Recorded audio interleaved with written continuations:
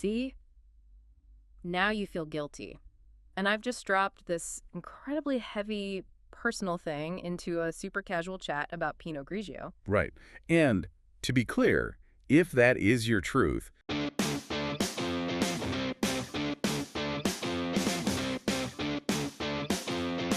Okay, so I want you to picture this. It's like 5:30 on a Friday, you've had a long week, and you're at that work happy hour. You know the one. oh yeah, the mandatory but not really mandatory one. Exactly. The lighting's kind of dim, the music's a little too loud, but the vibe is actually pretty good. You're relaxing. And then a coworker, someone you like, maybe a manager, walks up and hands you a beer. Mm. You smile, put your hand up a little, and you say, "Oh, no thanks. I don't drink." There it is, the record scratch. Total record scratch. The air just leaves the room. It's not like an angry silence, right? You didn't do anything wrong, but it's this confused quiet. Suddenly people are staring. Someone offers you a water like you've just announced you're deathly ill. Oh, wow. With that look of, like, deep concern. Totally. And then someone always leans in and says, "Wait, you don't drink, like, at all. Just have one. It's Friday." It is such a fascinating social moment, isn't it? That little point of friction. I think for a lot of people, it's just baffling. You're just saying no to a beverage. You're not refusing a kidney transplant. Right. But the reaction, Yeah. it feels like you've done something way more significant. And that is exactly what we are going to unpack in this deep dive. We've got a whole stack of articles and studies here that really dig into this specific thing. Why does it matter what's in your glass? Why does refusing a drink feel like you're refusing a handshake? Well, that's the perfect way to put it, because if you look at the research, in American culture, alcohol isn't. It's not just a liquid. It's what they call a social glue. Social glue. Yeah, it's a signal. When you're holding a drink, you're broadcasting. I am relaxing. I am celebrating. I belong to this group right now. So when I say I don't drink, I think I'm just talking about calories or that I just don't like the taste of beer. But what the other person is hearing is, I am opting out of this ritual. You're not just refusing a drink. You're disrupting the social script. Ah. And so today, we're going to decode why that makes people so uncomfortable and, maybe more importantly, look at the hacks, the actual things to say and do to get around that awkwardness. I love that. Hacking the happy hour. Okay. But before we get to what to say, we have to talk about why this happens, because I think most people just assume, that the person pressuring them is just being a jerk. Or they're just nosy. Right. Or maybe they have a drinking problem themselves. And it can feel that way. But the research points to something a lot more interesting. It turns out the internal monologue of the drinker is actually really insecure. One study calls it anticipatory shame. Wait, they feel shame. I'm the one standing there with the Diet Coke feeling like a weirdo. It's a mirror effect. Think about it. Alcohol makes people a little louder, maybe a little sloppier. Even if you are the nicest person on earth, your sobriety is like a mirror held up to them. Huh. They're on their third glass of wine, feeling a little buzzed, and here you are, totally sober, with, like, laser focus. They immediately worry that you're scrutinizing them. Oh, wow. So they're thinking, am I slurring my words? Does she think I'm being annoying? Is he bored because I told this story twice? Precisely. Yeah. It's all projection. They're projecting their own insecurity onto you. Yeah. It's not about them thinking you're boring. They're terrified that they're being judged. That completely flips the whole thing on its head. It's not about me. Rarely. And then there's this other piece, the participation trophy aspect. Several sociologists describe American drinking as a team sport. A team sport? Yeah, it's like communal coping. If we're all doing shots, we're all in it together, we're all agreeing to be a little out of control Right. together. Right. If you opt out, it feels like you're refusing to join the team. You're just standing on the sidelines. Which is huge at work. I mean, client dinners. Oh, it's massive. Yeah. And that fear is valid. If I don't drink, am I not really one of us? There's this low-key pressure that if you're not in on the ritual, you're not fully committed to the group. And it's not just work. Think about weddings. Weddings are the absolute Olympics of American drinking culture. They really are. I was at one last month and I realized the entire event is just a marathon of alcohol. You've got the champagne before the ceremony, then cocktail hour, wine with dinner, another champagne toast. And the open bar. Yeah. It's structured indulgence. Exactly. And if you're sober, you're fighting against the whole architecture of the event. We're just out of sync. And we can't forget dating. I mean, let's grab drinks. is the default first date. Oh, totally. If you suggest coffee, it feels like a job interview. Right. And dinner feels like way too much commitment. Alcohol is supposed to be the thing that makes two strangers comfortable. If you say, I don't drink, the other person can kind of panic. They're thinking, oh no, now I actually have to be interesting all on my own. Exactly. Without a crutch. It's wild. Okay, so we know why it happens. It's insecurity, it's ritual, it's judgment. But knowing that doesn't make that awkward silence any less awkward. No, it doesn't. You need a toolkit for that. So let's get into the decoder. What to say, and more importantly, what not to say. Because I have definitely said the wrong thing before. I thought I was just being honest, and it totally backfired. Honesty is great, but in this specific social moment, radical honesty can be dangerous. You have to read the room. Okay, let's role play this. I want to hear it. I'll be the well-meaning, pushy coworker. You be the person saying, no, we're at a party. Got it. Hey, you're empty-handed. Let me get you something. We've got a great IPA or some whiskey. No thanks. Alcohol is basically poison. Whoa. Okay.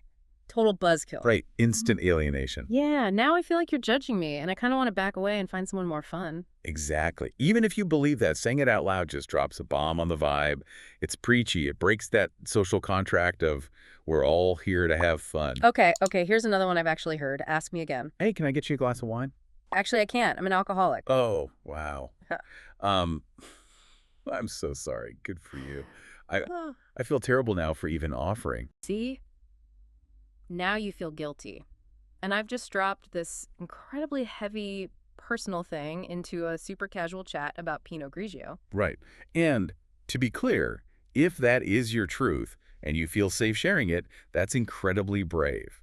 But if your goal is just to keep things light and moving, that's a heavy one. It just sucks all the air out. And then there's the one I always fall into, the vague dislike trap. Yes. I just don't like how it makes me feel. But it feels so reasonable. Why is that a trap? Because Americans are problem solvers.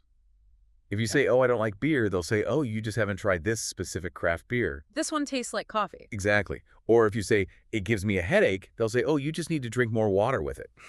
You basically invited a negotiation. You're inviting them to fix you. Yeah. And they will try.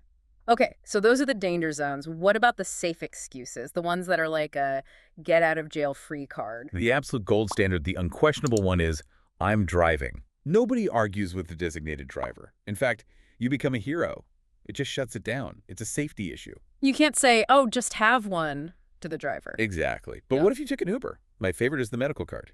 Just say, I'm on medication right now. Ooh, I like that. Because asking what kind is so rude. It's super rude. It's a clear boundary. It's vague enough that polite people won't pry, but it's serious enough that they can't pressure you. Smart. There's also the responsibility flex. Have to be up early tomorrow. Simple. Love it. It applies you a drink. You're just too important and responsible right now. It's a scheduling conflict, not a moral judgment. I'd love to, but I have a 6 a.m. call. And there's one more from the research that I think is brilliant. The not right now hack. Yes. I'm not drinking tonight. That one word, tonight, is doing so much work. Break that down. Why is that so powerful? Because it implies you do drink. Just not right now. It maintains that social bond. You're saying, hey, I'm one of you. I'm just taking a night off. It removes the threat. It tells them, I am not judging your lifestyle. I'm just pausing mine for a few hours. Exactly. So subtle. So effective. Okay, those are the verbal hacks.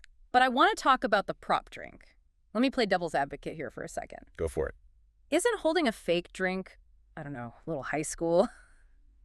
Like I'm hiding something? Why can't we just own it? I hear you. And in a perfect world, we wouldn't need it.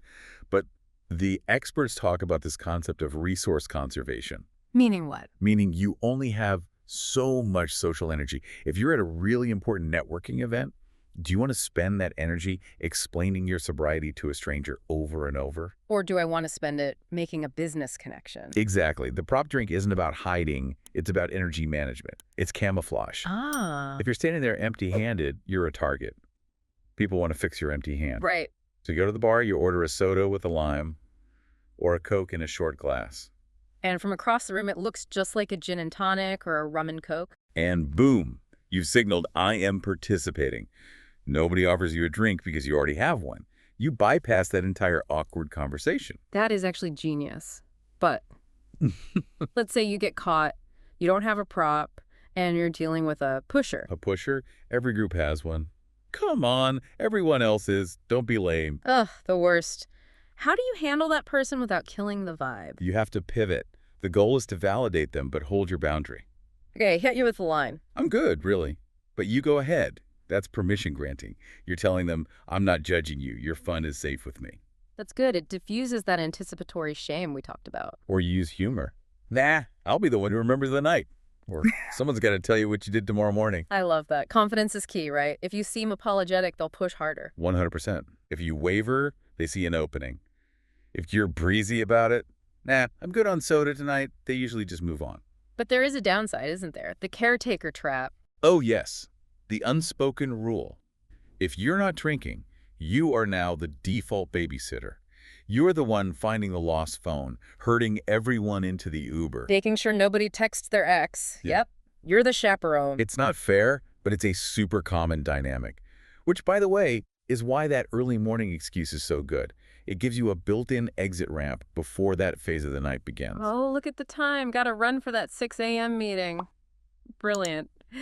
Now, this whole landscape feels like it's shifting a little bit, though. 10 years ago, not drinking was really unusual. But now... It's a massive shift. The sober-curious movement is a real thing. I hear that term all the time. Is it just a trend? It feels like more of a generational shift. Millennials and Gen Z are drinking way less than previous generations. Things like dry January or sober October have made it normal to take breaks. Right. But sober-curious is interesting because it's framed as a wellness choice, not as a problem you have to solve. It's about questioning the role alcohol plays in your life. And it's almost become a status symbol in some places. Totally. On the West Coast, in LA or San Francisco, saying, I'm doing a cleanse or I'm taking a break from my mental clarity. That's a high-status thing to say. It's a flex. My body is a temple. Exactly. But that varies so much by region. Okay, let's break that down. Because doing this in New York is not the same as doing it in, say, rural Texas. Night and day. Let's start with the South. You've got this intense tailgating culture. Football and beer are basically the same thing. Inseparable. It's tough. But the South is also built on politeness and hospitality. So refusing a drink can feel like refusing hospitality. So how do you navigate that? The medical or religious excuses work really well there. Those are respected. Or a really polite but firm, no thank you, ma'am, I'm driving tonight. Manners are key. Okay, what about the Midwest? Huge beer culture. But it operates on this idea of like, everyone's the same, we all have a beer. If you don't have one at a BBQ, you're kind of setting yourself apart. Acting like you're better than everyone. Precisely. So in the Midwest, the prop drink is your best friend. It just helps you blend in visually. People are usually too polite to press you on it, but you want to look the part. And the Northeast? New York City, Boston? It's a big cocktail culture, but people are also busy. They're more direct. There's a bit more respect for boundaries just out of efficiency. If you say, I'm not drinking, they're more likely to just say, okay, cool, and move on. They don't have time to psychoanalyze you. That's kind of refreshing. And you know, the prop drink idea is getting so much easier because the non-alcoholic options are actually good now. It's a total explosion. It's not just O'Doul's anymore. You've got amazing craft NA beers, Heineken 0.0, fancy mocktails on every menu. Market finally realized people want the ritual, the cold bottle, the fancy glass, just without the booze. I've seen that. You can order a mocktail that looks and tastes just as complex as a $20 cocktail. And that helps with the participation trophy thing. You're still holding something cool. You're still part of the round. You're just playing with different equipment. I love that. So let's bring this all together. What's the main takeaway for someone who is, dreading their next work party? The biggest thing is that the discomfort you feel is almost never about you. It's about the other person's insecurity and their need to make sure the social ritual is safe. So you don't need to give them your whole life story. No, don't over-explain. Use a safe excuse, like driving. Use a prop drink to blend in. And remember that you're in control of the narrative. Absolutely. If you're having fun and laughing and engaging, I promise, nobody cares what's in your cup. The awkwardness only happens if you act awkward. So really, the goal is connection, not consumption. Precisely. As long as you show up to connect, the actual liquid in the glass just doesn't matter. You can still be the life of the party, just without the hangover. And you'll be the only one who actually remembers all the good stories the next day. There you go. Thanks for diving in with us. Always a pleasure.